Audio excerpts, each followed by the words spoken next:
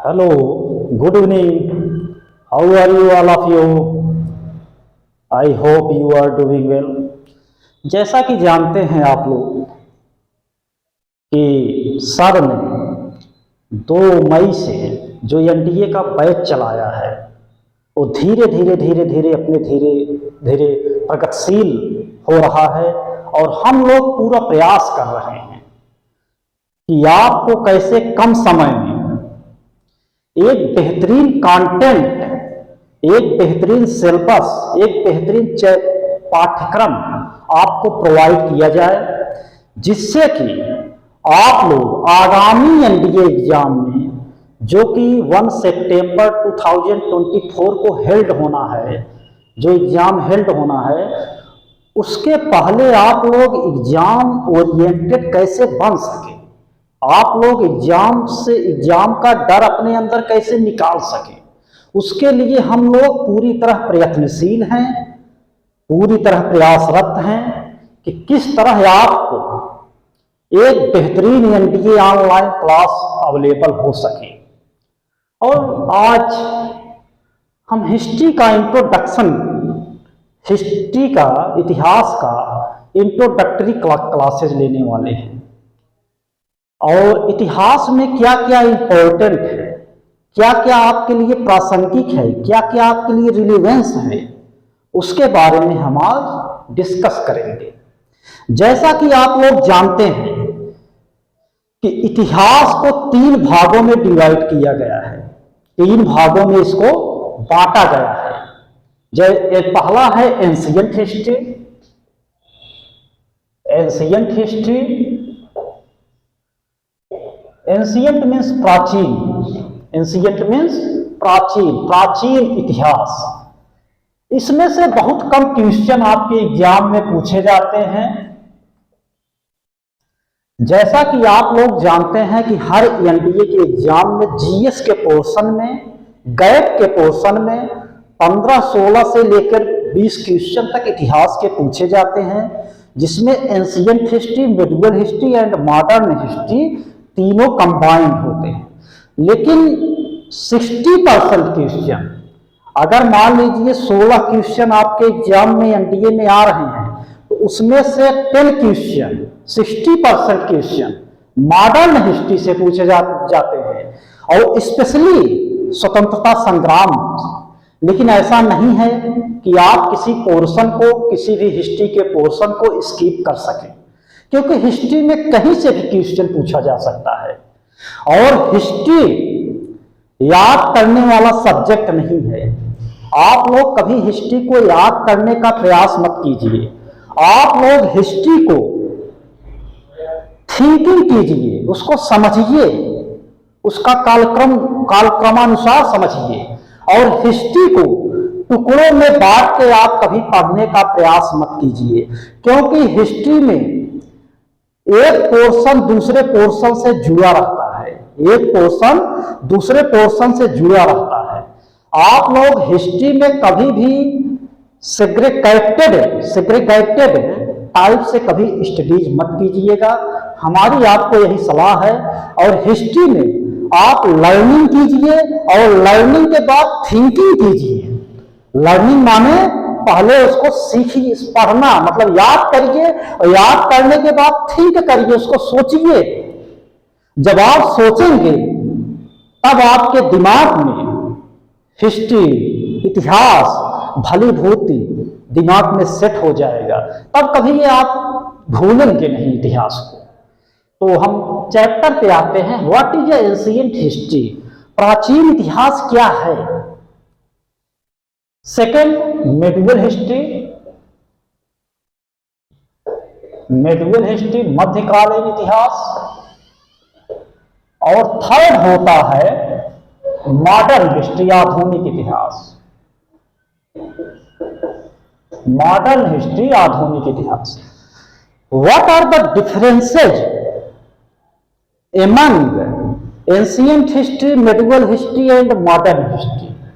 क्या भिन्नताएं हैं प्राचीन इतिहास, मध्यकालीन इतिहास और आधुनिक इतिहास में?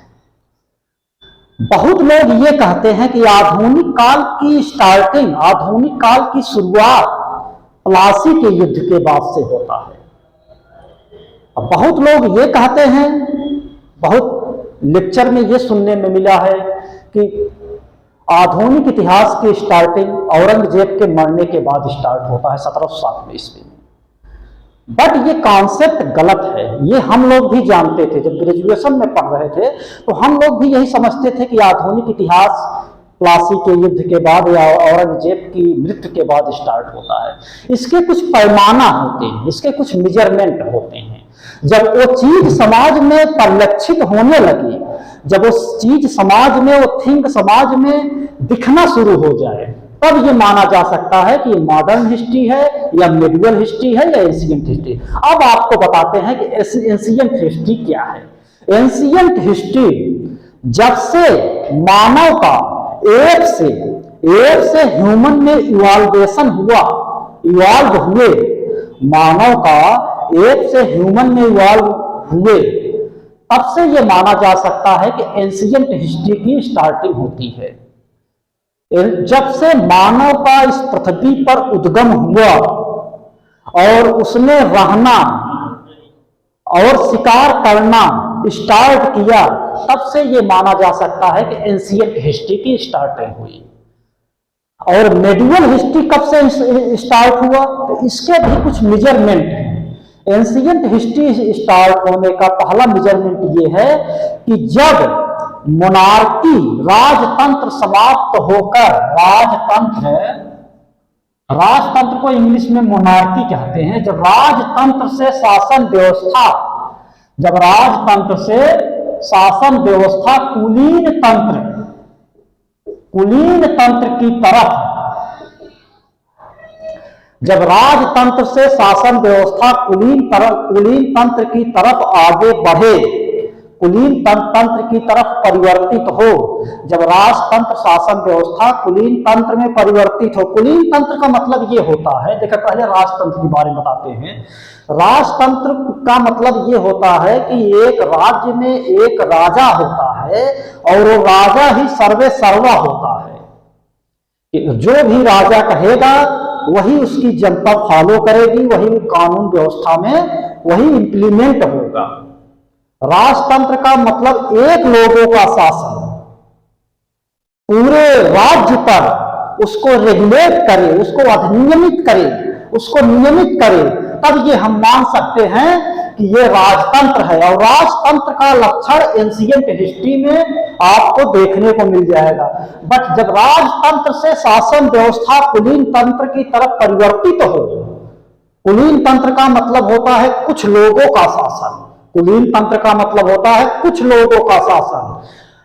जैसे कि उसमें राजा होते हैं, लेकिन राजा के नीचे जो अरिस्टोक्रेसी होती है, जो कुलीन तंत्र होता है, वही सर्वे सर्वा होता है, वही शासन व्यवस्था संभालता है। तो जब राजतंत्र से कुलीन तंत्र की तरफ शासन व्यवस्था परिवर्तित हो, तब ये माना जा सकता है कि मध्यकाल अब स्टार्ट हुआ। और आधुनिक काल की स्टार्टिंग तब से मानी जा सकती है जब कुलीन तंत्र से परिवर्तित होकर राज्य की शासन व्यवस्था इसमें हो जाए, डेमोक्रेसी में परिवर्तित हो जाए, लोकतंत्र में परिवर्तित हो जाए, तब ये माना जा सकता है कि अब ये आधुनिक हिस्ट्री स्टार्ट हो चुकी है। देखिए,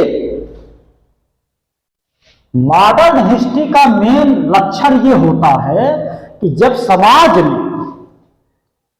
समाज में बौद्धिकता की भावना जगने लगी, जब पुनर्जागरण प्रबोधन की भावना समाज में आने लगी, जब समाज में पुनर्जागरण और प्रबोधन की भावना आने लगे, जैसे 15वीं शताब्दी में, जैसा कि आप जानते हैं कि जब ऑटोमन एम्पायर ने बाइजेंटाइन एम्पायर पर कब्जा कर लिया, तब बाइजेंटाइन एम्पायर में रहने वाले जो बुद्धिजीवी थे, वो लोग पश्चिम की तरफ निर्वासित हो गए और इटली का एक नगर था फ्लोरेंस नगर में वो लोग गए और वहां से उन लोगों ने तर्क वितर्क करना शुरू कर दिया, वहां से उन लोगों ने आर्गुमेंट तर्क करना शुरू कर दिया, जिसके फलस्वरूप वहां एक प्रकार से समाज में जागृत की भावना प्रज्वलित हो गई। तो जब समाज में पुनर्जागरण और प्रबोधन की भावना प्रज्वलित हो जाए, पुनर्जागरण और प्रबोधन की भावना जागृत हो जाए, तब ये माना जा सकता है कि अब से मॉडर्न काल की स्टार्टिंग हो चुकी है। तो आप लोग समझ गए कि मॉडर्न काल और मिडिवल काल और एंशिएंट काल में क्या डिफरेंस है। अब हम आपको बताएंगे क्या क्या इंपॉर्टेंट है आपको एंशिएंट हिस्ट्री में। सबसे पहले क्या क्या इंपॉर्टेंट है आपको पढ़ना एंशिएंट हिस्ट्री में। जैसा कि जानते हैं कि एंशिएंट हिस्ट्री में आपका जो इतिहास स्टार्ट होता है, इसको कहा जाता है प्री हिस्ट्री युग। सिंधु घाटी सभ्यता के पहले, इंडस वैली सिविलाइजेशन के पहले जो भी उस समय पाषाण काल, Paleolithic age, middle Paleolithic age और नियोलिथिक एज, जिसको नव पाषाण काल कहते हैं, इन सबको मिलाकर इसको कहा जाता है प्री हिस्ट्री इरा, प्री हिस्ट्री का युग, प्राग ऐतिहासिक युग। प्राग ऐतिहासिक का मतलब होता है कि उस समय इतिहास का वर्णन मतलब लिखित नहीं मौजूद है।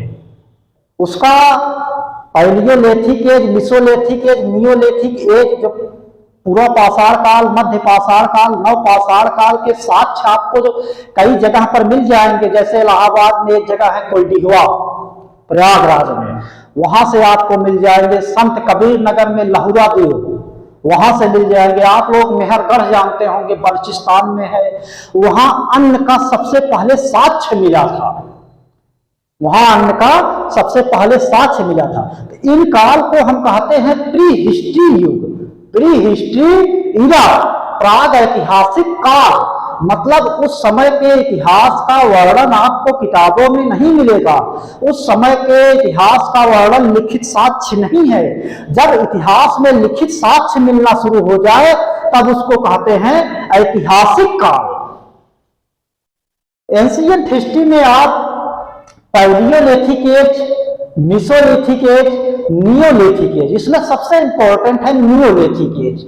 आपको नियोलिथिक एज और मिसोलिथिक एज के बारे में थोड़ा डीपली बताएंगे और पैलियोलिथिक एज के बारे में, पाषाण काल के बारे में आपको थोड़ा संक्षेप में बताएंगे, क्योंकि वो बहुत इंपॉर्टेंट नहीं है। इन तीनों पोर्शन से ज्यादा क्वेश्चन नहीं पूछे जाते, बट कैसे समय के अनुसार चेंजिंग होता है, कैसे इवॉल्वेशन होता है, उसके बारे में आपको जानकारी रखना अति आवश्यक है। उसके बारे में हम अगले क्लास में डिस्कस करेंगे। यहीं से हम प्राचीन इतिहास का आपका चैप्टर स्टार्ट करेंगे। इसके बाद आता है ब्रांज युगीन सभ्यता, कांस्य युगीन सभ्यता उसको बोलते हैं। ब्रांज युगीन सभ्यता का मतलब ये होता है जब टीन और तांबे का मिश्रण हो जाए, जब टीन और तांबे की खोज हुआ और टीन और तांबे को मिलाकर उस समय की जो मानव थे उस समय के, उन्होंने जब इन्वेंशन करना स्टार्ट किया, आविष्कार करना स्टार्ट किया, तो उसको ब्रांज युगीन सभ्यता कहा जाता है। ओके, उसके बाद हम लोग आपको बताएंगे Indus valley civilization. It is a very important, Indus valley civilization, जिसको हिंदी में कहते हैं सिंधु घाटी सभ्यता, सिंधु घाटी सभ्यता। इसके बारे में हम आपको डिस्कस पूर्ण रूप से डीपली करेंगे। हम आपको इसके बारे में डीपली पढ़ाएंगे, क्योंकि ये चैप्टर बड़ा इंपॉर्टेंट है, इंडस वैली सिविलाइजेशन। इससे क्वेश्चन, एक दो क्वेश्चन आपके एग्जाम में, किसी न किसी एग्जाम में इससे क्वेश्चन बनते हैं। और इसके जो समकालीन सभ्यताएं हैं, जैसे मिस्र की सभ्यता थी, सुमेरियन की सभ्यता थी, इन सब सभ्यताओं का एक समाकलित अध्ययन हम लोग करेंगे। और इंडस वैली सिविलाइजेशन से कैसे ट्रेड होता था मिस्र की सभ्यता में, मेसोपोटामिया की सभ्यता में, सुमेरियन की सभ्यता में, इसका हम डिस्कस डीपली रूप से करेंगे आप लोगों के साथ। अगले क्लास में हम लोग एंशिएंट हिस्ट्री का पहला चैप्टर यहीं से स्टार्ट करेंगे। उसके बाद सेकंड जो आता है, आप लोग इंडस वैली सिविलाइजेशन के बाद आता है वैदिक सभ्यता, वैदिक सिविलाइजेशन। वैदिक सिविलाइजेशन में हम आपको क्या क्या प्रासंगिक हैं, क्या क्या इसमें रिलेवेंस होता है, और सिंधु घाटी सभ्यता से वैदिक सिविलाइजेशन आते आते समाज में क्या चेंजिंग होता है, क्या परिवर्तन होता है, उसके बारे में हम डिस्कस करेंगे। उसके बाद वैदिक सिविलाइजेशन के बाद आता है उत्तर वैदिक कालीन। उत्तर वैदिक कालीन, उत्तर वैदिक सिविलाइजेशन,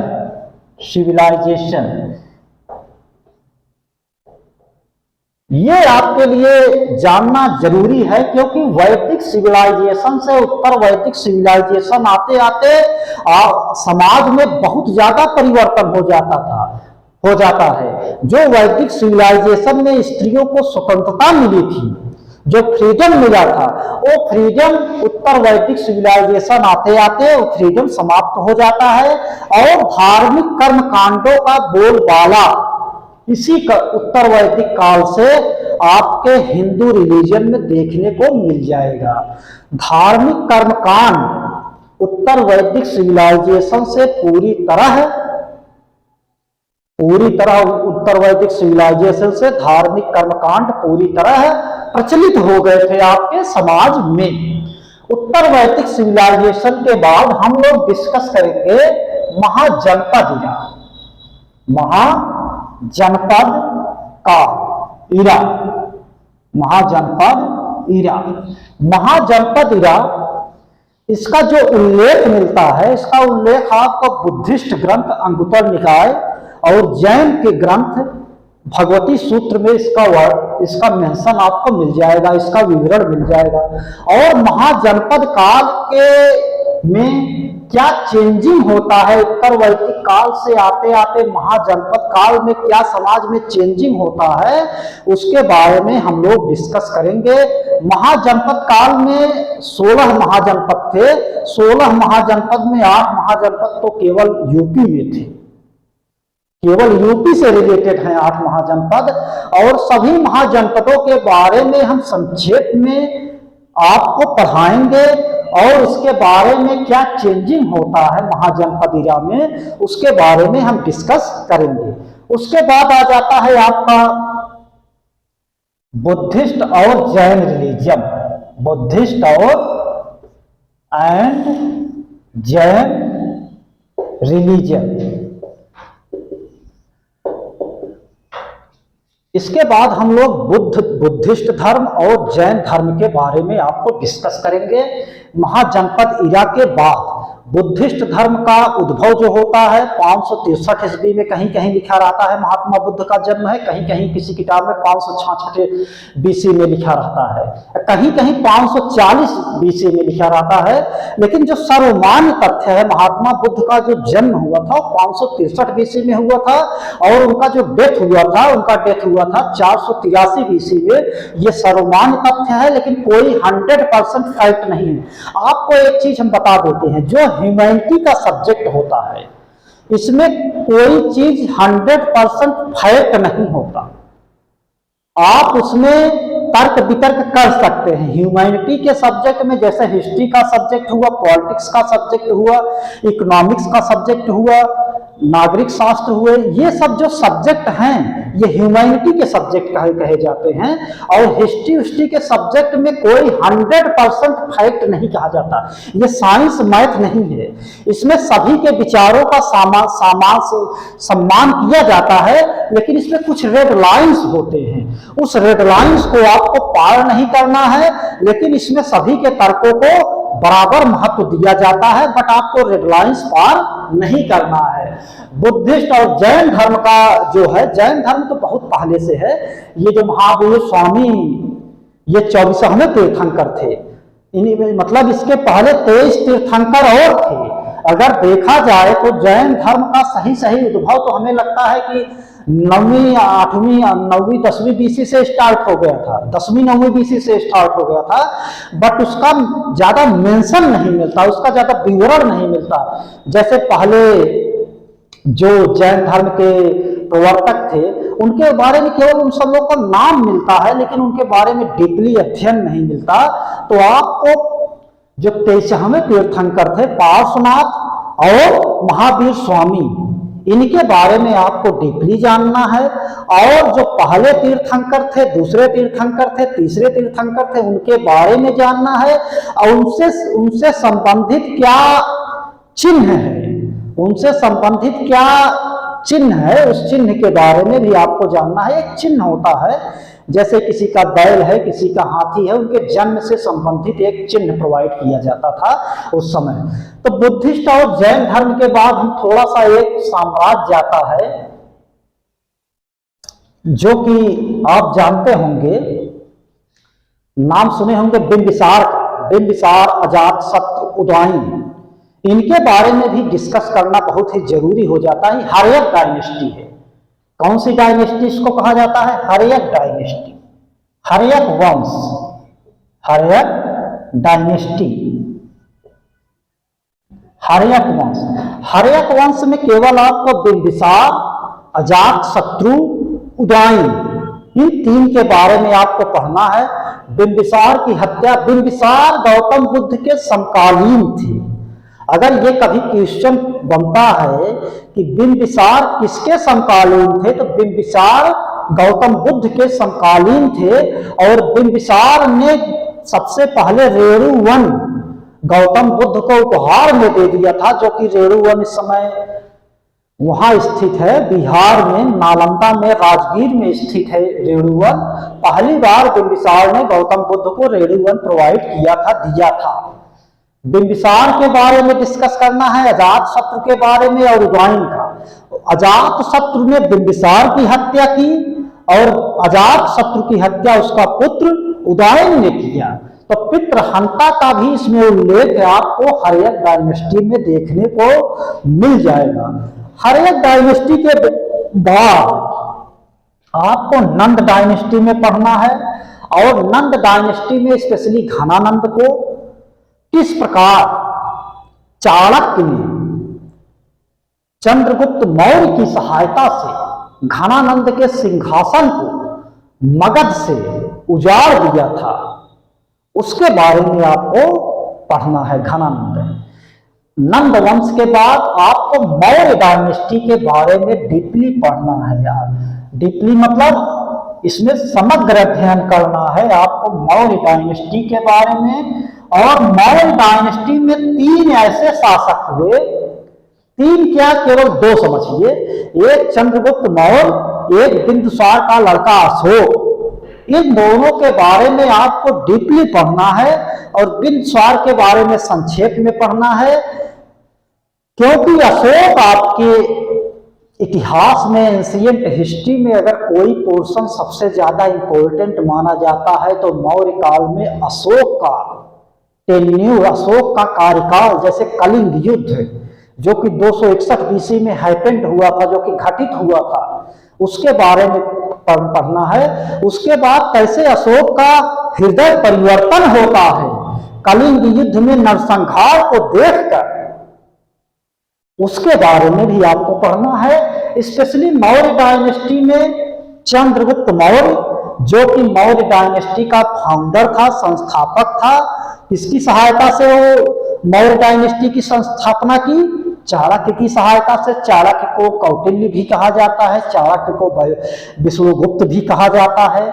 उसके बाद मौर्य डायनेस्टी के बाद आता है शुंग डायनेस्टी, शुंग, कण्व, इन सब के बारे में थोड़ा थोड़ा आपको डिस्कस करना है। Shunga dynasty, Kanva dynasty. उसके बाद जो इंडो ग्रीक, जो विदेशी इंडो यूनानी आक्रमणकर्ता थे, उनके बारे में भी आपको संक्षेप में पढ़ना है, डीपली नहीं पढ़ना है। उसके बाद मौर्य डायनेस्टी के बाद जो इंपॉर्टेंट डायनेस्टी आता है सातवाहन, सातवाहन डायनेस्टी। सातवाहन डायनेस्टी की स्थापना का फाउंडर सीमुक था। सीमुक ने इसका स्थापना की, सातवाहन डायनेस्टी। सातवाहन डायनेस्टी दक्षिण भारत में प्रचलित थी। दक्षिण भारत में आज के आंध्र प्रदेश, तेलंगाना, महाराष्ट्र, कुछ कर्नाटका के भाग में सातवाहन डायनेस्टी अपना रूल कर रही थी। उसी समय उत्तर भारत में एक डायनेस्टी का और एक डायनेस्टी का और उद्भव हुआ। उस डायनेस्टी का नाम था कुषाण डायनेस्टी। क्या नाम था? कुषाण डायनेस्टी। कुषाण डायनेस्टी, इसके बारे में हम आपको डीपली पढ़ाएंगे, कुषाण डायनेस्टी के बारे में, स्पेशली कनिष्क के बारे में। देखिए, कुषाण डायनेस्टी की दो राजधानियां थी। पूर्वी राजधानी उन लोगों की मथुरा थी और पश्चिमी राजधानी पेशावर थी। और इनका जो कुषाण डायनेस्टी का मेन क्षेत्र था वो कश्मीर था। और कुषाण डायनेस्टी जो सिल्क रूट एशिया से यूरोप के बीच व्यापार का माध्यम था, उस सिल्क रूट पर कुषाण डायनेस्टी का एकाधिपत्य था। एकाधिपत्य मतलब मोनोपोली था। कुषाण डायनेस्टी को आपको डीपली पढ़ाएंगे, क्योंकि कुषाण डायनेस्टी आपके लिए बहुत ही इंपॉर्टेंट है। कुषाण सतवाहन, जिस समय सतवाहन डायनेस्टी दक्षिण भारत में रूल कर रही थी, शासन व्यवस्था कर रही थी, उस समय उत्तर भारत में कुषाण डायनेस्टी रूल कर रही थी। कुषाण डायनेस्टी के बाद जो डायनेस्टी आता है, इंपॉर्टेंट डायनेस्टी, गुप्त इरा। गुप्त इरा, गुप्त इरा जो है, इसके जो संस्थापक थे श्री गुप्त थे। श्री गुप्त, जो कुषाण डायनेस्टी का पतन होता है, उसी कुषाण डायनेस्टी के पतन के फलस्वरूप गुप्त साम्राज्य का उद्भव होता है और इसके फाउंडर श्री गुप्त थे। गुप्त साम्राज्य में दो तीन व्यक्ति ऐसे हैं जो बहुत ही इंपॉर्टेंट हैं आपके लिए जानना, जैसे कि चंद्रगुप्त फर्स्ट, चंद्रगुप्त द्वितीय जिसको विक्रमादित्य कहा जाता था, और समुद्रगुप्त, अब कुछ हद तक स्कंदगुप्त। ये चार जो व्यक्ति हैं गुप्त साम्राज्य में, जो कि राजा थे, किंग थे गुप्त साम्राज्य के, इनके बारे में हम आपको डीपली पढ़ाएंगे। और जो गुप्त साम्राज्य में है, जैसे कि श्रीगुप्त, स्कंदगुप्त, ये इन सब के बारे में हम आपको संक्षेप में पढ़ाएंगे, क्योंकि ये इंपॉर्टेंट नहीं है। गुप्त साम्राज्य में समाज में क्या सामाजिक, राजनीतिक, सांस्कृतिक परिवर्तन होते हैं, उन परिवर्तनों के बारे में हम आपको डिस्कस करेंगे। और गुप्त काल में ही तंत्र मंत्र का एक प्रकार से उद्भव काफी ज्यादा होता है और मंदिर कला का विकास भी गुप्त काल में स्टार्ट होता है। जैसे नागर शैली उत्तर भारत में फेमस है, प्रचलित है। उसी प्रकार आप दक्षिण भारत में जाएंगे तो वहां द्रविड़ शैली फेमस है, और नागर शैली और द्रविड़ शैली का जो मिश्रण होता है उसको बेसर शैली बोला जाता है। बेसर शैली, नागर शैली और द्रविड़ शैली का एक प्रकार से देखिएगा तो चरमोत्कर्ष जो पहुंचा वो गुप्त काल में ही पहुंचा। और गुप्त काल में एक प्रकार से भागवत धर्म का बहुत प्रचार प्रसार हुआ और हिंदू धर्म का एक प्रकार से कह सकते हैं तो रिवाइवल आपके गुप्त काल में काफी हद तक सपोर्ट मिला गुप्त काल का। और गुप्त काल के जो राजा भी थे वो भी काफी हद तक सनातन धर्म, भागवत धर्म को और भी धर्मों को, बौद्ध धर्म, जैन धर्म, सभी को संरक्षण दे रहे थे, ऐसा नहीं है, बट वो भागवत धर्म और सनातन धर्म को ज्यादा संरक्षण दिए, जिसके फलस्वरूप गुप्त काल आते आते बौद्ध धर्म का पतन भारत में स्टार्ट होना शुरू हो गया और भागवत धर्म का चरमोत्कर्ष स्टार्टिंग पॉइंट वहीं से हुआ। ओके, उसके पहले बौद्ध धर्म काफी हद तक भारत में, जो हिंदुस्तान कहा जाता है, उसमें बौद्ध धर्म गुप्त काल के पहले हिंदू धर्म का कंपटीटर था। गुप्त इरा के बाद जो आपका इंपॉर्टेंट इरा आता है, उससे भूत डायनेस्टी में हर्षवर्धन के सामाजिक, राजनीतिक, सांस्कृतिक क्या चेंजिंग करता है वो व्यक्ति, हर्षवर्धन के बारे में आपको डीपली हम पुष्यभूत डायनेस्टी में आपको पढ़ाएंगे। पुष्यभूत डायनेस्टी मेडिवल हिस्ट्री में भी आता है, एंशिएंट हिस्ट्री में भी आता है। इसको मानने का क्या मेजरमेंट होता है, ये लेखक के ऊपर होता है, ये राइटर के ऊपर होता है। अब पुष्यभूत डायनेस्टी में हर्षवर्धन, जैसा कि आप जानते हैं, हर्षवर्धन की राजधानी कन्नौज थी और प्रयागराज में हर 5वें साल महामोक्ष परिषद का आयोजन करता था और उसने काफी सालों तक रूल किया। पुष्यभूत डायनेस्टी को रिप्रेजेंट किया, जिसकी वजह से वो काफी इंपॉर्टेंट हो जाता है। वही एक रूलर था और प्रभाकर वर्धन का लड़का था हर्षवर्धन। हर्षवर्धन के काल में एक व्यक्ति आता है ह्वेनसांग। ह्वेनसांग की एक रचना है सीयू की, जो कोई आपके इसके बारे में हम आपको डीपली पढ़ाएंगे। उसके बाद आ जाता है मेडिवल हिस्ट्री। मेडिवल हिस्ट्री में 6वीं 7वीं शताब्दी में, 7वीं शताब्दी से 8वीं शताब्दी में 712 ईस्वी में पहली बार अरब आक्रमणकारियों ने भारत पर आक्रमण किया। 712 ईस्वी में मोहम्मद बिन कासिम ने भारत पर आक्रमण किया। वहीं से इस्लाम का उद्भव भारत पर स्टार्ट होना शुरू हो गया। और उस समय दक्षिण भारत के मेडिवल हिस्ट्री में कुछ डायनेस्टी थे, जैसे पल्लव, चोल,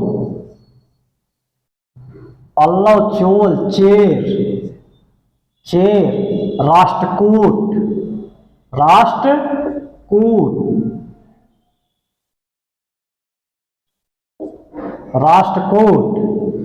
और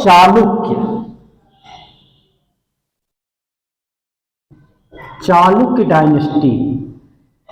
मध्यकाल में ये साउथ इंडिया में काफी इंपॉर्टेंट डायनेस्टी थे, काफी महत्वपूर्ण डायनेस्टी थी। और इसके बारे में हम पल्लव, चोल, चेर, राष्ट्रकूट और चालुक्य, इसमें सबसे ज्यादा जो इंपॉर्टेंट है चोल और पल्लव। चालुक्य भी इंपॉर्टेंट है, राष्ट्रकूट भी इंपॉर्टेंट है। चेर उतना इंपॉर्टेंट नहीं है। चेर डायनेस्टी जो आज का केरला है, वहां ये डायनेस्टी रूल कर रहा था। चेर डायनेस्टी वहां रूल कर रहा था। इन 5 डायनेस्टी जो दक्षिण भारत की है, इसके बारे में हम डिस्कस करेंगे, इसके बारे में हम डीपली अध्ययन करेंगे, स्पेशली पल्लव और चोल के बारे में हम डीपली अध्ययन करेंगे। कैसे इनका उद्भव होता है, क्या क्या इन्होंने डेवलपमेंट किया, क्या क्या इन्होंने सामाजिक, राजनीतिक, सांस्कृतिक परिवर्तन लाए, और क्या क्या इनका स्थापत्य कला में योगदान था, कंट्रीब्यूशन था, उसके विषय में हम डिस्कस करेंगे। हम डीपली इसको स्टडीज करेंगे और इसका आने वाली डायनेस्टी पर क्या इसका प्रभाव पड़ा, हम इसके बारे में भी डिस्कस करेंगे। उसी समय नॉर्थ इंडिया में कुछ डायनेस्टी का उद्भव होता है, जैसे चंदेल डायनेस्टी, गुर्जर प्रतिहार डायनेस्टी, गुर्जर प्रतिहार वंश। इन सब डायनेस्टियों का, सोलंकी डायनेस्टी, पाल, इन सब डायनेस्टी का भी हम पूरी तरह अध्ययन करेंगे और उसको स्टडीज करेंगे। और इसमें जो सबसे ज्यादा इंपॉर्टेंट डायनेस्टी है, पाल, गुर्जर प्रतिहार और चंदेल, इन तीनों के बारे में आपको डीपली जानना आवश्यक है एग्जाम को फेस करने के लिए। ओके, उसके बाद हम लोग आगे डिस्कस करेंगे मोहम्मद गजनवी के बारे में कि वो किस प्रकार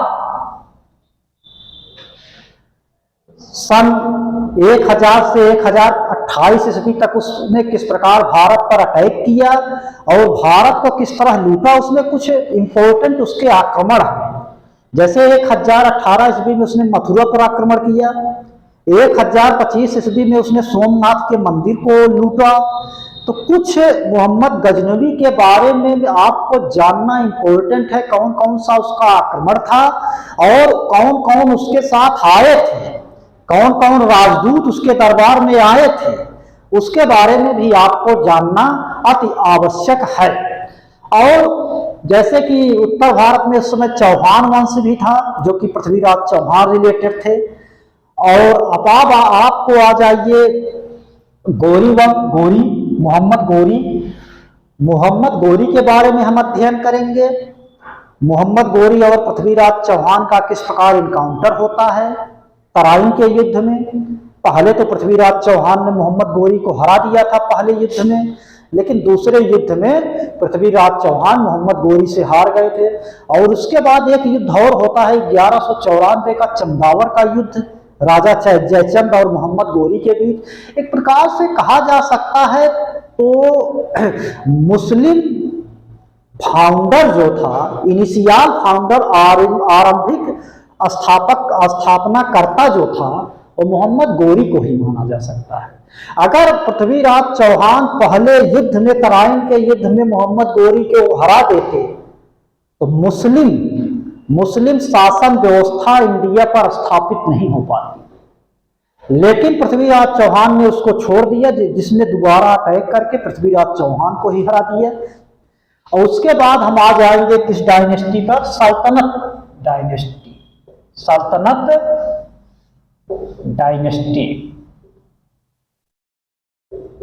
सल्तनत डायनेस्टी में सबसे पहले गुलाम वंश की स्थापना होती है, जो कि कुतुबुद्दीन ऐबक उसका स्थापना करता था, फाउंडर था। लेकिन वास्तविक संस्थापक जो था इल्तुतमिश था। और सल्तनत काल में जो पहली डायनेस्टी स्थापित हुई उसका नाम था गुलाम वंश। गुलाम डायनेस्टी वंश। गुलाम डायनेस्टी में कुछ इंपॉर्टेंट रूलर होते हैं, जैसे कुतुबुद्दीन ऐबक, इल्तुतमिश, रजिया, बलबन। इनके बारे में हम आपको डीपली स्टडीज कराएंगे, डीपली अध्ययन कराएंगे। और क्या क्या इन्होंने सामाजिक, राजनीतिक, आर्थिक क्षेत्र में परिवर्तन लाया, क्या क्या इन्होंने चेंजिंग लाया, उसके बारे में हम डिस्कस करेंगे। और किन किन लोगों से इनका इनकाउंटर हुआ, इनका मतलब एक प्रकार से फाइट हुआ, लड़ाई हुई, उसके बारे में डिस्कस करेंगे। और इसमें हमने आपको पहले बताया कुतुबुद्दीन ऐबक, इल्तुतमिश, रजिया, बलबन, ये चार इंपॉर्टेंट रूलर हैं किसके? गुलाम वंश के। और रजिया पहली महिला रूलर थी पूरे भारत की। एट दैट टाइम 1236 में रजिया जो है सल्तनत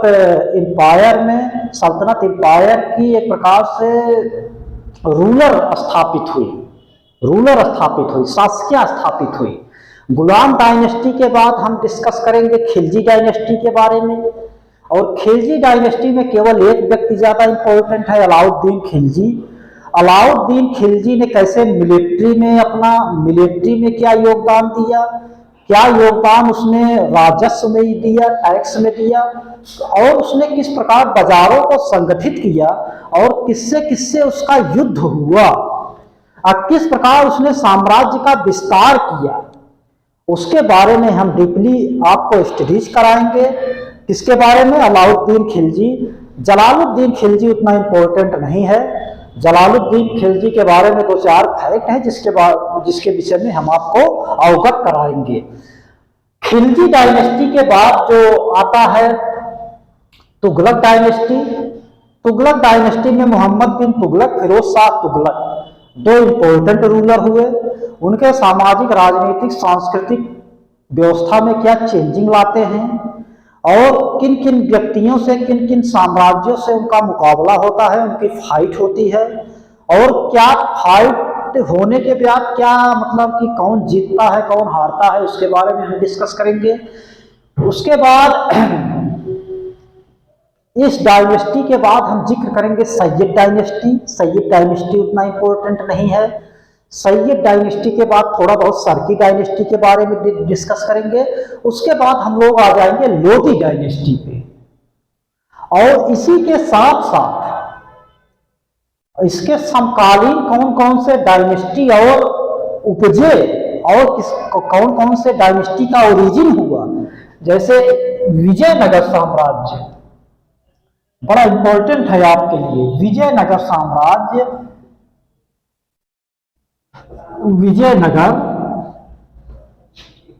साम्राज्य डायनेस्टी, जिसके फाउंडर थे हरिहर और बुक्का, जिन्होंने 1336 ईस्वी में विजयनगर साम्राज्य की स्थापना की। इसमें कई वंश हैं, जैसे सालू वंश, टूलू वंश, पहले तो सबसे पहले संगम वंश था, जिससे हरिहर और बुक्का बिलोंग करते थे। संगम वंश के बाद पालू वंश आया, फिर सोलू वंश आया, फिर अरावीडू वंश आया। इसमें 4 वंश काफी इंपॉर्टेंट हैं विजयनगर साम्राज्य में, जिसके बारे में हम लोग डीपली आपको स्टडीज कराएंगे, अध्ययन कराएंगे। और विजयनगर साम्राज्य में क्या क्या इनका योगदान था, कंट्रीब्यूशन, सामाजिक, राजनीतिक, सांस्कृतिक और आर्किटेक्चरल क्षेत्र में, उसके बारे में हम लोग डीपली स्टडीज करेंगे, अध्ययन करेंगे, डिस्कस करेंगे। उसके बाद विजयनगर साम्राज्य के बाद भक्ति काल, सूफी काल और भक्ति काल, सूफी काल और भक्ति काल, भक्ति काल के बारे में हम डिस्कस करेंगे। सूफी और भक्ति के सब्जेक्ट में, सूफी और भक्ति काल के बारे में काफी क्वेश्चन पूछे जाते हैं। इसके बारे में हम लोग डीपली स्टडीज करेंगे, अध्ययन करेंगे। सबसे पहले सूफी के बारे में जानेंगे, उसके बाद भक्ति काल के बारे में स्टार्ट करेंगे। और भक्ति काल कैसे दक्षिण भारत से उत्तर भारत में प्रचलित हुआ, कैसे पूरे भारत में इसने जो सामाजिक रूढ़िवादी व्यवस्था थी उस पर कुठाराघात किया, इसके बारे में हम लोग डिस्कस करेंगे। और सूफी काल के बारे में डिस्कस करेंगे, कौन कौन से इंपॉर्टेंट सूफी संत हुए और उनका समाज में क्या योगदान था, इसके बारे में हम लोग डीपली स्टडीज करेंगे, अध्ययन करेंगे। इसके बाद हम लोग आ जाते हैं मुगल डायनेस्टी के बारे में। इसके बारे में मुगल डायनेस्टी के बारे में, लोधी डायनेस्टी के बाद हम लोग मुगल डायनेस्टी के बारे में आ जाएंगे, जो कि मध्यकाल का सब्जेक्ट है, मुगल डायनेस्टी। मुगल डायनेस्टी का जो फाउंडर था बाबर जो था, बाबर तैमूर और चंगेज खान दोनों के वंशज का मिश्रण था। मतलब ये समझिए कि बाबर जो था तैमूर खान के पिता के वंश से, वो 5वां वंश तैमूर का था। अगर पिता वाला वंश जोड़ेंगे तब, अगर माता के वंश से उसका संबंध रखेंगे तो चंगेज खान से रिलेटेड था, और चंगेज खान से माता के वंश में 13वें नंबर पर था, और पिता के परिप्रेक्ष्य में अगर उससे रिलेटेड करेंगे तैमूर से तो 5वें नंबर पर था। तो एक प्रकार से आप समझ सकते हैं बाबर, चंगेज खान और तैमूर दोनों का मिश्रण था। इसका जो जन्म हुआ था फरगना में हुआ था, जिसके बारे में हम डीपली स्टडीज कराएंगे आपको। आज हम लोग केवल ये डिस्कस कर रहे हैं, हम लोग आपको क्या क्या पढ़ाएंगे और किस किस विषय पर, किस किस पोर्शन पर आपको ज्यादा फोकस करना है। बाबर जो था मुगल साम्राज्य का फाउंडर था। बाबर के बाद हुमायूं आया। हुमायूं लेकिन 1539-40 में जब वो चौसा का युद्ध 1539 में कन्नौज बिलग्राम का युद्ध शेर शाह सूरी से हार जाता है, तो निर्वासित होकर ईरान चला जाता है। फिर 1555 में वो रिटर्न होता है, और 1556 में पानीपत की लड़ाई, दूसरी लड़ाई होती है, जिसमें अकबर ने हेमू को हराकर फिर से मुगल साम्राज्य की स्थापना की थी। ओके, 1556 में पानीपत की दूसरी लड़ाई हुई। तो हुमायूं का भी जीवन एक प्रकार से भटकते भटकते बीत गया, लेकिन मुगल साम्राज्य का जो वास्तविक संस्थापक था, वास्तविक संस्थापक अकबर को माना जाता है। वास्तविक संस्थापक और संस्थापक में क्या डिफरेंस होता है? वास्तविक संस्थापक जो होते हैं वो अपने राज्य का विस्तार करते हैं, अपने राज्य को संगठित करते हैं, और अपने राज्य में एक कानून बनाते हैं जिससे पूरा राज्य उस कानून को फॉलो करे। केवल आप साम्राज्य को जीत कर उस पर केवल पताका फहराने से वास्तविक संस्थापक नहीं कहलाते हैं। वास्तविक संस्थापक का मतलब ये होता है कि आप राज्य को सुव्यवस्थित सुसंगठित करके वहां कानून व्यवस्था लागू करके वहां मतलब जो शासक है उसका कानून व्यवस्था पूरे क्षेत्र पर लागू हो और पूरी तरह स्वतंत्र हो, किसी के दबाव में ना हो, तो उसको वास्तविक संस्थापक कहा जाता है।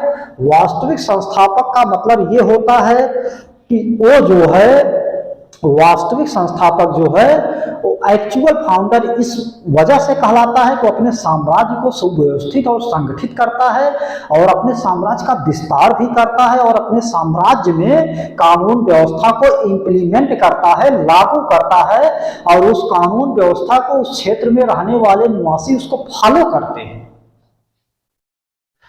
मुगल डायनेस्टी अकबर के बारे में हम आपको डिस्कस पूरी तरह डीपली कराएंगे, मतलब कि आपको डीपली इसके बारे में अध्ययन कराएंगे। इसने क्या सामाजिक, राजनीतिक, सांस्कृतिक क्षेत्र में क्या परिवर्तन लाए, इसने किस नई व्यवस्था को अपने साम्राज्य में अंगीकार किया। उसके बाद इसने जैसे कि 10 साला सिस्टम स्टार्ट किया 1500 ईस्वी में, इसने जब्ती सिस्टम स्टार्ट किया, इसने फतेहपुर सीकरी को अपना राजधानी बनाई। इस सब के बारे में हम आपको डिस्कस जब पढ़ाएंगे तब आपको डिस्कस इसके बारे में, अकबर के बारे में चर्चा करेंगे। अकबर के बाद आ जाता है जहांगीर के बारे में हम डिस्कस करेंगे। जहांगीर के बारे में भी कुछ फैक्ट है, इसके बारे में भी आपको डीपली पढ़ाएंगे। और जहांगीर का जो जन्म होता है फतेहपुर सीकरी में होता है। शेख सलीम चिश्ती के आशीर्वाद की वजह से उसने शेख सलीम चिश्ती से अकबर मिलने गए थे फतेहपुर सीकरी में। जब अकबर को लड़का नहीं पैदा हो रहा था तो शेख सलीम चिश्ती ने उनको आशीर्वाद दिया अकबर को कि आपके 3 लड़के होंगे, और सही 3 लड़के हुए, लेकिन 2 लड़के एक्सपायर हो गए। लेकिन जहांगीर जिंदा था। जहांगीर के बचपन का नाम भी सलीम था। और सलीम नाम भी शेख सलीम चिश्ती के नाम पर उसका नाम भी पड़ा था। तो उसके बाद जहांगीर के बाद हम लोग डिस्कस करेंगे शाहजहां के बारे में। शाहजहां जिसने ताजमहल का निर्माण कराया, दिल्ली के लाल किले का निर्माण कराया, लेकिन शाहजहां की मृत्यु बड़े दुर्भाग्यवश होती है कैद में, क्योंकि औरंगजेब ने उसको 8 साल कैद कर दिया था आगरा के किले में। शाहजहां के बाद हम लोग डिस्कस करेंगे औरंगजेब के बारे में। औरंगजेब के बारे में डीपली हम लोग डिस्कस करेंगे। और औरंगजेब के बाद जो उत्तर मुगल कालीन सम्राट बनते हैं, जैसे मोहम्मद शाह, रंगीला बहादुर शाह, फर्स्ट शाह आलम द्वितीय, इन सब के कार्यकाल में क्या प्रमुख घटनाएं घटित हुई हैं उसके बारे में डिस्कस करेंगे। और क्या एग्जाम पॉइंट ऑफ व्यू से क्या रिलेवेंस है, क्या प्रासंगिक है, उसके बारे में हम लोग डिस्कस करेंगे। जो उत्तर मुगल कालीन सम्राट थे औरंगजेब के बाद, जैसा कि आप जानते हैं औरंगजेब की मृत्यु 1707 में हो गई थी। औरंगजेब की मृत्यु के बाद मुगल साम्राज्य का विघटन स्टार्ट हो गया, क्योंकि उसके बाद जो शासक पैदा हुए, जो शासक आए मुगल औरंगजेब के बाद, वो समर्थ नहीं थे, वो कैपेबल नहीं थे, वो कमजोर थे और केवल कठपुतली बन चुके थे। और अंततः 1857 में अंतिम मुगल सम्राट बहादुर शाह सेकंड जफर को निर्वासित करके रंगून भेज दिया गया। मुगल साम्राज्य के बाद हम लोग डिस्कस करेंगे यूरोपियन कंपनी के आगमन के बारे में। जो आपके जैसे पुर्तगाली आए थे, फ्रेंच आए थे, इंग्लिश आए थे, डच आए थे, डेनिश आए थे, ये किस प्रकार आए और इन्होंने कहाँ कहाँ अपना ट्रेडिंग पोस्ट स्थापित किया और इन्होंने क्या क्या कंट्रीब्यूशन दिया। जैसे पुर्तगालियों ने काफ़ी ज़्यादा फसल लाया था भारत में, आलू, टमाटर, काजू, अनानास, तो इन्होंने क्या क्या कंट्रीब्यूशन दिया यूरोपियों ने, और क्या क्या इन्होंने शोषण किया, मतलब क्या क्या इंडिया को नुकसान किया, इसके बारे में डिस्कस करेंगे। और भारतीयों से इनसे क्या इन यूरोपियों का भारतीयों से कैसे पंगा हुआ, कैसे फाइट हुआ, इसके बारे में हम लोग डिस्कस करेंगे। यूरोपियन कंपनी के बारे में इंग्लिश, पुर्तगाली, फ्रेंच के बारे में डीपली डिस्कस करेंगे, और जो ये डेनिश और डच बसते हैं इनके बारे में संक्षेप में डिस्कस करेंगे, क्योंकि इनसे क्वेश्चन काफ़ी कम बसते हैं। उसके बाद हम आपको मराठों के बारे में बताएंगे। मराठों के बाद मैसूर साम्राज्य के बारे में आपको डीपली स्टडीज कराएंगे, हैदर अली टीपू के बारे में। और उसके बाद जो छोटे छोटे साम्राज्य थे इंडिया में मध्यकाल में, उनके बारे में हम लोग डीपली स्टडीज आपको कराएंगे। उसके बाद हम आ जाते हैं आधुनिक भारत में, मॉडर्न हिस्ट्री में। वैसे तो मॉडर्न हिस्ट्री की स्टार्टिंग हो जाती है 15वीं शताब्दी में, लेकिन हम ये जो मुगल डायनेस्टी है, डायनेस्टी को मध्यकाल में रख रहे हैं। और जो आधुनिक काल की स्टार्टिंग हम मान रहे हैं, आधुनिक काल की स्टार्टिंग इंडियन परिप्रेक्ष्य में, नॉट यूरोपियन परिप्रेक्ष्य में। यूरोप में तो 15वीं शताब्दी में आधुनिक काल आ गया था, कोई डाउट नहीं है, बट इंडियन समाज में आधुनिक काल स्टार्टिंग होता है 19वीं शताब्दी से, जब राजा राम मोहन राय, दयानंद सरस्वती, स्वामी विवेकानंद जैसे बुद्धिजीवियों ने, इंटेलेक्चुअल पर्सनालिटियों ने हिंदू धर्म में जो कुरीतियां घर कर गई थी, जो कुरीतियां भर गई थी, उन कुरीतियों को हटाने का जो प्रयास किया और समाज को फिर से नए मुख्य धारा में लाने का जो प्रयत्न किया, उसके बारे में अगर पूरा अध्ययन करेंगे तो आपको लगेगा कि मॉडर्न हिस्ट्री इंडियन परिदृश्य में 19वीं शताब्दी में सही सही यहाँ परिलक्षित हुआ। उसके बाद हम आप लोगों को डिस्कस करेंगे पीजेंट आंदोलन, जो किसानों का आंदोलन होता है अंग्रेजों के विरुद्ध, और लैंडलॉर्ड के विरुद्ध, अंग्रेजों के विरुद्ध जो आंदोलन होता है पीजेंट मूवमेंट, उसके बारे में हम आपको डीपली डिस्कस करेंगे। और इसमें जो जैसे कि कुछ पीजेंट मूवमेंट आपको काफी इंपॉर्टेंट है, जिसके बारे में, जैसे संथाल, मुंडा विद्रोह, जैसे रामोसी विद्रोह महाराष्ट्र, सन्यासी विद्रोह, कोल विद्रोह, इन सब विद्रोह काफी इंपॉर्टेंट है। और इन विद्रोहों के बारे में, इन रिवोल्ट के बारे में हम आपको डीपली स्टडीज कराएंगे। और इसके बाद जो यूरोपियन कंपनी आती हैं, उन यूरोपियन कंपनी में आपस में जो फाइट होती है, जो लड़ाइयाँ होती हैं, जो क्लैश होता है, उसके बारे में भी हम आपको संक्षेप में स्टडीज कराएंगे, क्योंकि डीपली स्टडीज कराने का कोई मतलब नहीं है, क्योंकि क्वेश्चन एक दो बनते हैं, एक दो क्वेश्चन बन सकते हैं, और जो ये क्वेश्चन आते हैं वो सुपरफिशियल ढंग से आते हैं, बाहरी तौर पर क्वेश्चन आते हैं, और बहुत इंटरनली क्वेश्चन नहीं आस्क करते, पूछते नहीं हैं। तो हम आपको उसमें संक्षेप में बताएंगे। और मराठों और मैसूर दो डायनेस्टी के बारे में, मराठा वंश और मैसूर डायनेस्टी जो हैदर अली और टीपू से रिलेटेड है, इसके बारे में आपको डीपली स्टडीज कराएंगे, क्योंकि यहां से क्वेश्चन बनते हैं। ओके, पीजेंट मूवमेंट के बाद अंग्रेजों ने क्या क्या इवॉल्वेशन किया, आप जैसा जानते हैं कि 1757 में प्लासी का युद्ध हुआ, 1760 में वांडीवास का युद्ध हुआ, 1764 में बक्सर का युद्ध हुआ। इन 3-4 युद्धों में अंग्रेजों की जीत के फलस्वरूप अंग्रेजों का साम्राज्य इस इंडिया पर स्थापित हो गया, और स्पेशली बक्सर के युद्ध के बाद। वांडीवास के युद्ध में अंग्रेजों ने फ्रांसीसियों को हराया, जिससे फ्रांसीसियों का इंडिया में साम्राज्य फैलाने का, उपनिवेश फैलाने का सपना चकनाचूर हो गया था। और 1764 में बक्सर के युद्ध में, उस युद्ध में मुगल सम्राट शाह आलम द्वितीय, बंगाल के नवाब मीर कासिम और अवध के नवाब शुजाउद्दौला की कंबाइंड सेना ब्रिटिशों से हार जाती है, ब्रिटिशों से हार जाती है। और ब्रिटिश का जो लीडर था उस युद्ध में, बक्सर के युद्ध में, वो हेक्टर मुनरो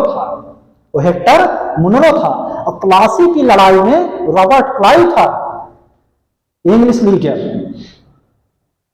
तो जैसे अब 1773 में रेगुलेटिंग एक्ट, अंग्रेज ने क्या क्या एक्ट लाया, उस एक्ट के द्वारा भारत के शासन व्यवस्था को किस प्रकार रेगुलेट किया, किस प्रकार उसको नियमित किया और किस प्रकार उसने अपने कानून को, अपने लॉ को भारत में इंप्लीमेंट किया, लागू किया, उसके बारे में हम लोग डिस्कस पूरी तरह डीपली करेंगे। और ये स्टार्टिंग करेंगे 1773 के रेगुलेटिंग एक्ट से, और ये आते आते हम लोग आएंगे 1947 के भारत शासन अधिनियम तक, और 1773 के रेगुलेटिंग एक्ट से 1947 के भारत शासन अधिनियम तक क्या क्या चेंजिंग होते हैं समाज में, क्या क्या राजनीतिक और सामाजिक क्षेत्र में क्या परिवर्तन होते हैं, उसके बारे में हम लोग डिस्कस करेंगे, पूरी तरह एकदम डीपली डिस्कस करेंगे, क्योंकि ये चैप्टर काफी इंपॉर्टेंट है मॉडर्न हिस्ट्री का। हम आपको स्टार्टिंग में बता चुके हैं कि किसी भी इतिहास के पेपर में कोई भी एग्जाम, अगर उस इतिहास के पेपर में इतिहास का 10 क्वेश्चन पूछा जाता है, तो ये मान के चलिए कि 6 से 7 क्वेश्चन मॉडर्न हिस्ट्री से पूछा जाएगा, केवल 3 से 4 क्वेश्चन मेडिवल हिस्ट्री और प्राचीन हिस्ट्री से पूछा जाता है। और स्पेशली मॉडर्न हिस्ट्री में गांधीयन ईरा, गांधी के युग से, गांधी का युग कब से स्टार्ट होता है? गांधी का युग माना जा सकता है कि असहयोग आंदोलन से भारत छोड़ो आंदोलन तक। असहयोग आंदोलन कब से स्टार्ट होता है? 1920 से 1942 तक, क्योंकि 1942 के बाद धीरे धीरे गांधी की प्रासंगिकता कम होती जाती है और नेहरू की रिलेवेंस बढ़ती जाती है। आपको जब पढ़ाएंगे ये चैप्टर तब आपको समझने में आएगा। और ब्रिटिश के बाद हम लोग 1857 के स्वतंत्रता संग्राम को डीपली अध्ययन करेंगे, और उसके पहले जैसे आंग्ल बर्मा युद्ध हुआ था, आंग्ल नेपाल युद्ध हुआ था, आंग्ल अफगान युद्ध हुआ था, इन सब युद्धों के बारे में भी डीपली स्टडीज करेंगे। आपको जो रिलीवेंस चीज है उसके बारे में आपको अवगत कराएंगे। उसके बाद जो सोशियो रिलीजियस रिफॉर्म होते हैं, जो सोशियो रिलीजियस रिफॉर्म होते हैं,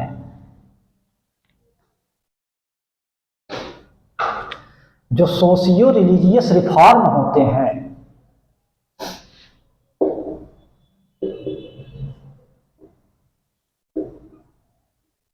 जो सामाजिक आर्थिक सुधार होते हैं, जैसे उसमें राजा राम मोहन राय का नाम आप सुनेंगे, देवेंद्र नाथ टैगोर का नाम सुनेंगे, केशव चंद्र सेन का नाम सुनेंगे, दयानंद सरस्वती, स्वामी विवेकानंद, ये काफी लोग हैं जिन्होंने समाज में जो कुरीतियां थी उस कुरीतियों को समाप्त करने का भरपूर प्रयास किया। और कैसे उन्होंने प्रयास किया, इसके बारे में हम लोग अध्ययन करेंगे। जो सामाजिक सुधार आंदोलन हुए, सोशियो रिलीजियस रिफॉर्म हुए, उस सोशियो रिलीजियस रिफॉर्म को इंडियन परिप्रेक्ष्य में, भारतीय परिप्रेक्ष्य में हम लोग उसका डीपली स्टडीज करेंगे।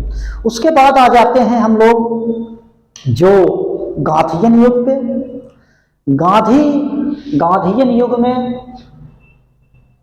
गांधीयन युग से पहले थोड़ा सा, जैसे कि भारतीय राष्ट्रीय कांग्रेस की स्थापना 1885 में होती है, तो उस समय नरम दल गरम दल के बारे में हम आपको डीपली अध्ययन कराएंगे कि नरम दल में कौन कौन से नेता थे, गरम दल में कौन कौन से नेता थे, और नरम दल के नेताओं की क्या डिमांड था, गरम दल के नेताओं का क्या डिमांड था, और क्या कॉन्फ्लिक्ट था गरम दल और नरम दल के नेताओं में, जिसके फलस्वरूप सूरत के अधिवेशन में 1907 में गरम दल और नरम दल में डिवाइडेशन हो जाता है, अलगाव हो जाता है। इसके बारे में भी हम आपको डिस्कस कराएंगे। उसके बाद 1885 से हर साल जो कांग्रेस के अधिवेशन होते थे, उस अधिवेशन में कौन कौन से अधिवेशन इंपॉर्टेंट है, और उस अधिवेशन में क्या क्या परिवर्तन होता है, और उस अधिवेशन के फलस्वरूप क्या क्या नए आयाम भारतीय राजनीति में जुड़ते हैं, उन सब के बारे में हम आपको डीपली स्टडीज कराएंगे। उसके बाद गरम दल नरम दल के बाद गांधी युग पे आ जाइए। गांधी के युग में 3 आंदोलन होते हैं, असहयोग आंदोलन, सविनय अवज्ञा आंदोलन और भारत छोड़ो आंदोलन। और उस आंदोलन से संबंधित क्या क्या घटनाएं होती हैं उस समय की 1920 से 1942 तक, उन सब सारे घटनाओं का हम लोग डिस्कस करेंगे। उन सब सारे घटनाओं का डिस्कस करेंगे। आप बेफिक्र रहिए, विदाउट एनी डाउट। कहां कहां से क्वेश्चन बनते हैं इसके बारे में हमको भरपूर अनुभव है। हम आपको बताएं कि मैं 5-6 मेंस में पार्टिसिपेट हो चुका हूं, 2-3 इंटरव्यूज में पार्टिसिपेट हो चुका हूं, यूपीएससी पीएससी में। तो हमें इस बारे में अनुभव है कि कहाँ से क्वेश्चन बनते हैं और कहाँ से एग्जामिनर सेटर जो हैं, एग्जाम को बनाने वाले हैं, तो कहाँ से क्वेश्चन उठाते हैं। समझ रहे हैं आप लोग। उसके बाद हम लोग 1942 से 47 तक, देश की आज़ादी तक क्या क्या चेंजिंग होते हैं। जैसे उस समय आज़ाद हिंद फौज की स्थापना हुई, फिर नेवल म्यूटिनी हुआ 1945 में, फिर first world war, second world war के बारे में भी डिस्कस करेंगे। और उसके पहले विश्व परिप्रेक्ष्य में जैसे फ्रांस की क्रांति हुई, अमेरिका की क्रांति हुई, रसिया की क्रांति 1970 में हुई। इन सब विश्व परिप्रेक्ष्य में जो क्रांतियां हुई, जो रिवॉल्यूशन हुआ, उसका इंडिया पर क्या इंपैक्ट पड़ा, इंडिया के रिवॉल्यूशन पर क्या प्रभाव पड़ा, उसके बारे में भी हम लोग डिस्कस करेंगे। और उसके बाद हम लोग आ जाएंगे 1947, आफ्टर 1947, आजादी के बाद 1947 टू 1947 टू 2024, 1947 तक 1947 से 2024 तक क्या क्या महत्वपूर्ण घटनाएं घटित होती हैं इंडियन परिप्रेक्ष्य में और विश्व के परिप्रेक्ष्य में, हम उसके बारे में भी डीपली स्टडीज करेंगे। और क्या क्या भारतीय राजनीति में परिवर्तन होता है, क्या क्या भारतीय सामाजिक व्यवस्था में परिवर्तन होता है, क्या क्या भारतीय आर्थिक दशा में परिवर्तन होता है। इस सामाजिक, आर्थिक, राजनीतिक, सांस्कृतिक, इन चारों आयामों को समग्र अध्ययन किया जाएगा इस इतिहास के चैप्टर में। तो इस प्रकार हमने आपको आज हिस्ट्री के इंट्रोडक्शन क्लास में हम क्या क्या आपको पढ़ाएंगे और कैसे पढ़ाएंगे और क्या क्या आपको इम्पोर्टेंट है और कौन कौन सा पोर्शन आपको डीपली पढ़ाएंगे, कौन कौन सा पोर्शन आपको ब्रीफली पढ़ाएंगे, मतलब कौन कौन सा पोर्शन आपको संक्षेप में पढ़ाएंगे और कौन कौन सा पोर्शन आपको विस्तृत पढ़ाएंगे, इसके बारे में हमने आपको बताया इस लेक्चर में। अब हम कल या परसों से आपके लिए पहला हिस्ट्री का क्लास लाएंगे। आप लोग कमेंट कीजिएगा, कमेंट में ये बताइएगा कि हिस्ट्री में हम पहले एंशिएंट हिस्ट्री से स्टार्ट करें कि मिडिवल हिस्ट्री से कि मॉडर्न हिस्ट्री से। आप कमेंट में ये जरूर बताइएगा जिससे हम इस पोर्शन को पहले स्टार्ट करें। और अगर आप लोग कमेंट नहीं कर रहे हैं तो हम एंशिएंट हिस्ट्री से फर्स्ट क्लास लेंगे आगे आने वाले क्लास में। सो आज का क्लास यही समाप्त होता है और हम लोग नए सिरे से 2 मई से एनडीए का नया बैच ऑनलाइन फ्री में प्रोवाइड कर रहे हैं आप लोगों के लिए और आप लोग इसका फुल एंजॉय कीजिए। सो आज का क्लास यही हम समाप्त करते हैं। आप लोगों को बहुत बहुत धन्यवाद। जय हिंद।